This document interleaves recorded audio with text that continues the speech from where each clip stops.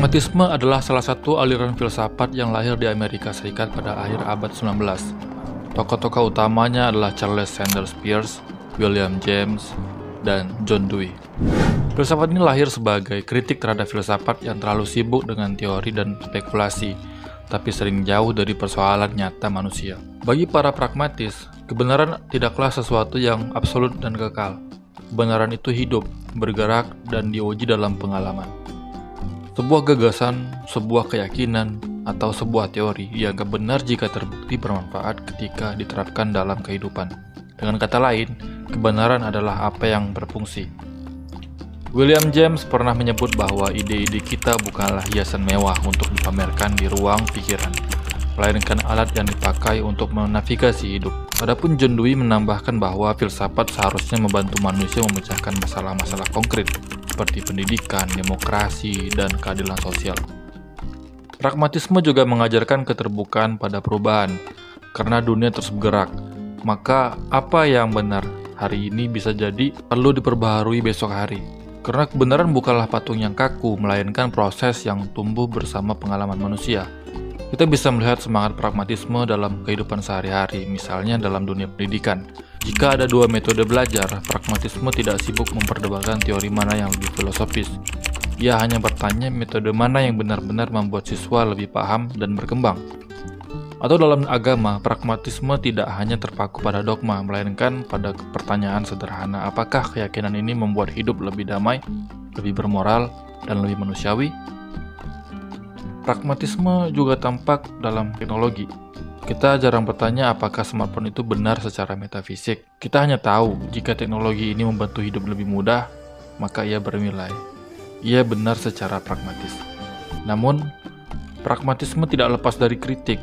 Ada yang mengatakan bahwa jika kebenaran hanya diukur dari manfaat, maka segala sesuatu yang berguna tapi tidak etis bisa dianggap benar. Misalnya, kebohongan yang menyelamatkan diri, atau manipulasi yang menguntungkan sebagian pihak. Disinilah batas yang perlu kita renungkan. Apakah semua yang berguna selalu baik? Meskipun begitu, pragmatisme tetap memberi kita pelajaran penting. Jangan sampai kita terjebak dalam teori kosong yang jauh dari kenyataan. Filsafat bukan hanya untuk dipikirkan, tapi untuk dijalani. Mungkin di titik ini kita bisa bertanya pada diri sendiri. Ide-ide yang kita yakini apakah sungguh membantu kita menjadi manusia yang lebih baik? Apakah keyakinan kita membuat dunia lebih baik ditinggali? Jika iya, maka mungkin disitulah letak kebenaran yang sejati, kebenaran yang hidup dalam pengalaman kita sehari-hari. The philosopher most associated with pragmatism is William James, who explains that pragmatic thinking can resolve or even dissolve many classical philosophical problems. He explained the importance of pragmatism in a story from 1904 about an experience he had while camping. Some years ago, being with a camping party in the mountains, I returned from a solitary ramble to find everyone engaged in a ferocious metaphysical dispute. The corpus of the dispute was a squirrel, a live squirrel supposed to be clinging to one side of a tree trunk, while over against the tree's opposite side, a human being was imagined to stand. This human witness tries to get sight of the squirrel by moving rapidly round the tree, but no matter how fast he goes, the squirrel moves as fast in the opposite direction, always keeps the tree between himself and the man, so that never a glimpse of him is caught. The resultant metaphysical problem now is this: does the man go round the squirrel or not? He goes round the tree, sure enough, and the squirrel is on the tree, but does he go round the squirrel? Okay, so while James notes that his fellow campers really dug into this sort of chicken or egg style debate, he took a different approach. Mindful of the scholastic adage that whenever you meet a contradiction, you must make a distinction, I immediately sought and found one. As follows: which party is right, I said, depends on what you practically mean by going around the squirrel. If you mean passing from the north of him to the east and then to the south, then to the west, and then to the north of him again, obviously the man does go round him. But if on the contrary, you mean being first in front of him, then on the right of him, then behind him, then on his left, and finally in front again, it is quite as obvious that the man fails to go round him. Make the distinction, and here is no occasion for any farther dispute. You are both right and both wrong according as you conceive the verb to go round in one practical fashion or the other. Well, in his book from 1878, How to Make Our Ideas Clear, philosopher Charles Sanders Peirce, who introduced the term pragmatism to philosophy, lays out a pragmatic theory of the meaning of words. He does this by taking on the view of an experimental scientist and argues that when thinking about concepts, we need to think about what practical effects they might have, and then base our concepts